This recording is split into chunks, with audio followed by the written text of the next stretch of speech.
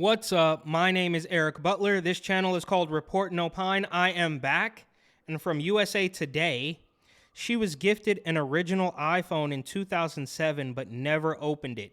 It just sold for $63,000. So, man, lucky for her. This is a step out of the darkness briefly that we're typically dealing in these weird control freak politicians and establishment tyrants. But this seems like, I don't know, some good news.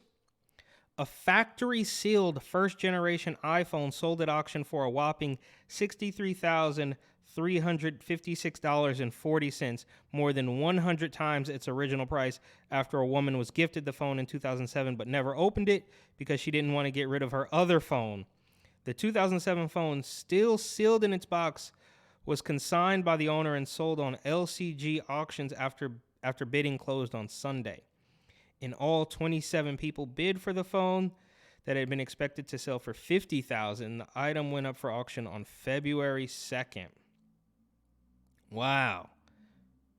Of course, her name's Karen. Karen Green, the phone's original owner, according to the listing, had it appraised in 2019 because it was an 8 gig, not a 4 gig, and was still in the original box, was estimated to be worth $5,000. In 2007, the phone came out, and that summer, Green was gifted the phone when she got a management job at PetSmart, according to Business Insider. At the time, Green already had 3 phone lines with Verizon, and iPhones would only use AT&T. Oh, I remember that. Yeah. At the beginning, iPhone was not on Verizon. Wow, time flies. To avoid a pricey termination fee, she left the phone on a shelf for a year, unopened and unused, wrapped in a pair of felt pajamas for extra measure. I didn't want to get rid of my new phone, Green said in a 2019 appearance on Doctor and the Diva. I don't know what that is.